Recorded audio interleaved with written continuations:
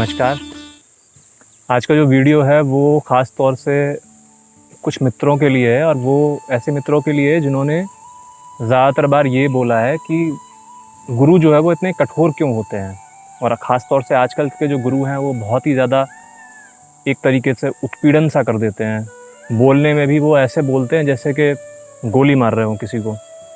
और क्या इस तरीके से नहीं समझा सकते जैसे गौतम बुद्ध समझाते थे पहले? जैसे गौतम बुद्ध कितने शांत थे, क्या इस तरीके का गुरु नहीं मिल सकता अभी आज की डेट में? क्यों आखिर वो ऐसे बताते हैं हर चीज़ को जैसे कि वो एक नेता हो, गुरु ना हो? तो उन सभी मित्रों को मैं ये बोलना चाहूँगा कि सबसे पहले वो इस तरीके के होते हैं। सबकी नहीं बात करता मैं, लेकिन अधिकतर उन गुरुओं की बात कर रहा हूँ जो हैं, जो वाकई में गुरु हैं। और हाँ, उसमें से कुछ लोगों ने ये भी बोला था, मेरे एक मित्र ने बोला था, यार मैं गुरु तो नहीं मान सकता, उनको गुरु जैसे तो नहीं है वो, इन सारे चीज़ों की वजह से। अच्छा आदमी लगता है, सही आदमी, लेकिन गुरु नहीं मान सकता। तो ये भी क्या है, एक तरीके का हमारा पहले से बैठाई हुई इमेज है, जो जहाँ से भी बैठाई गई हो कि उस तरीके का आदमी होगा, वैसा मिलेगा, उसको हम गुरु मानेंगे। कोई चलता फिरते आदमी को अगर कोई सही बोल रहा होगा तो उसकी बात को गुरु की तरह धारण नहीं कर सकते हम। हमारी इमेजें जो है, जो अपने आप से अंतर विरोध पर रहती है हमेशा, जो हम बाहर देखते हैं, जो हमने सोचा हुआ है। तो ऐसा क्यों है? ऐसा सबसे पहले तो इसलिए क्योंकि वो गुरु होते हैं। गुरु मतलब सुना ही होगा आपने कि जो हमसे अंधकार छीन ले, जो हमें रास्ता दिखाए सही। और सरल शब्दों में बोलूँगा तो मेरे हिसाब से गुरु वो है जो हमसे हमारा अहंकार छीन ले। अहंकार ही सबसे बड़ा अंधकार है। क्योंकि तो रही बात गौतम बुद्ध की, गौतम बुद्ध को आप नहीं जानते, आपने शायद कोई कहानी पढ़ ली होगी। जैसे कि एक जिक्र आता है गौतम बुद्ध का भी कि एक समय पर ऐसा हुआ था कि वो जाते थे भिक्षा मांगने, तो उनके ऊपर लोग कचरा फेंक देते थे और वो कुछ नहीं बोलते थे। लोग कूड़ा फेंकते थे, गाली देते थे, थूक देते थे और वो कुछ नहीं बोलते थे। तो गौतम बुद्ध की इस चीज़ को समझने के लिए पहली बात तो पूरा पढ़ने पड़ा।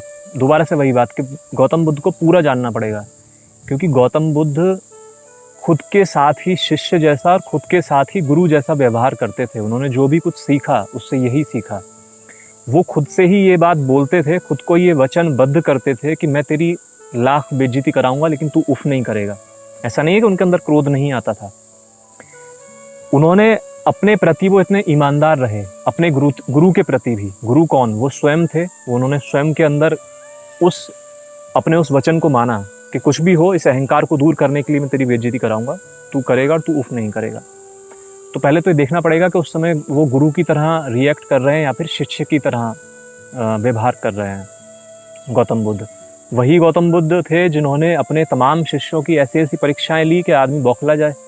उनके शिष्य ऐसे हो जाते थे कि पता नहीं, आपस में फूट डल जाती थी उनके शिष्यों में कि उससे ऐसा बताते हैं, मुझसे ऐसा बताते हैं, और मुझसे ऐसे ऐसे काम करवाते हैं इतने कठिन कठिन, उसको इस सरल सा काम दे देते हैं। वही गौतम बुद्ध थे वो भी, क्योंकि वो जानते थे कि किस तरीके से अहंकार को हिलाना है। तो गुरु सबसे पहला काम क्या करता है? आपकी ज़मीन को हिलाता है, आप जहाँ खड़े होते हो। क्योंकि वो ज़मीन भी इतनी गंदी होती है, इतनी बेकार होती है, क्योंकि आप अगर वहाँ खड़े नहीं होते तो आप उस स्थिति में होते ही नहीं। तो सबसे पहले तो वो ज़मीन क्या होती है? वो ज़मीन होती है अहंकार। उस अहंकार को हिलाने के लिए गुरु को जो करना पड़ेगा वो करेगा। वो कभी भी ये परवाह नहीं करेगा कि मेरा शिष्य मेरे बारे में क्या सोचेगा, मेरे फॉलोअर आएंगे नहीं आएंगे, जैसा भी यूट्यूब पर चलता है, या कोई मुझे मानेगा नहीं मानेगा। नहीं नहीं, वो ये नहीं सोचते थे, क्योंकि वो प्रेम करते थे। उनके अंदर प्रेम के अलावा कुछ नहीं था, और प्रेम में सही चीज़ देने के लिए कुछ भी किया जा सकता है।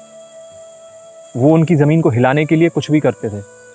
तो यही है उनका अहंकार तोड़ने के लिए। हर शिष्य के लिए उनके पास हर तरीके की प्रक्रिया थी, कराने के लिए बहुत सारे काम थे। तो वो शिष्यों पर डिपेंड करता है कि उन्होंने किसके साथ कैसे व्यवहार किया, किसको कैसे बताया, कैसे नहीं बताया। लेकिन एक चीज़ ज़रूर थी, वो सबके साथ करते थे कि उनका सबका अहंकार तोड़ते मरोड़ते थे। तो गुरु कठोर इसलिए भी नज़र आता है क्योंकि हम बहुत कठोर होते हैं, हमारा अहंकार बहुत कठोर होता है, वो तुरंत टूटता नहीं है। इसलिए गुरु को वैसा बनना पड़ता है या वैसा दिखाना पड़ता है। उसे मज़ा नहीं आ रहा, वो खुद आया है इसी चीज़ को हटाने के लिए। दूसरी बात कि रसगुल्ले होते हैं, जब रसगुल्ले खाते हैं कितना मज़ा आता है, खूब मीठे होते हैं। खूब रसगुल्ले खाओ, खूब मज़ा आएगा। लेकिन खूब रसगुल्ले खाने से क्या होता है? बीमारी हो जाती है। रामकृष्ण परमहंस बोलते थे कि मीठे से अम्ल रोग होता है, और जितनी भी मीठी बातें हैं वो वैसे ही काम करती हैं जैसे अम्ल रोग काम करता है शरीर के अंदर। तो जो भी तुम्हें ऐसे लाग लपेट करके बोल रहा है वो ज़रूरी नहीं कि बेकार आदमी हो, लेकिन ये भी ज़रूरी नहीं कि वो वैसा ही आदमी हो।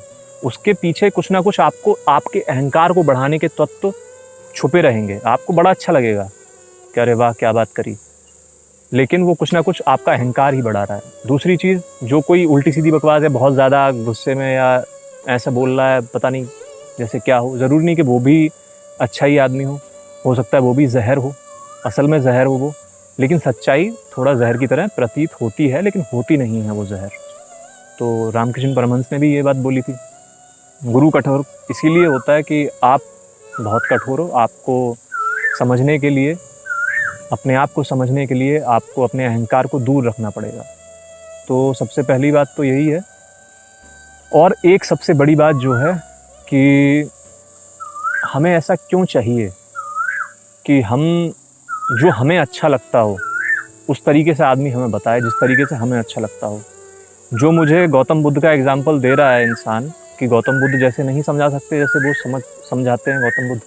उन्होंने खुद गौतम बुद्ध को समझा ही नहीं। गौतम बुद्ध ने समझाया, लेकिन क्या आपने समझा? नहीं समझा। समझ गए होते तो आप उनसे कंपैरिजन क्यों करते? तो हर गुरु अलग तरीके का होता है, लेकिन ये ज़रूर है, एक गुरु का सबसे बड़ा लक्षण यही है कि वो आपके अहंकार को तोड़ेगा। तो आप अपने अहंकार को तोड़वाने से डरिए मत, और ये भी मत करिए कि मुझे ऐसे बताया जाए कि मुझे अच्छा लगे। फिर तो वो एंटरटेनमेंट है। एंटरटेनमेंट में भी तो यही करते हैं हम कि भाई मुझे उस तरीके से बताया जाए कि मुझे बढ़िया लगे, मैं हंसूँ, खेलूँ, कूदूँ। और मजबूरी में वैसा काम कर भी रहे हैं बहुत सारे गुरु जो सही हैं, उनको वैसा काम करना पड़ रहा है ताकि लोग सुन पाएँ, कम से कम थोड़ी देर के लिए तो सुने। उनको मजबूरी में वैसा करना पड़ रहा है।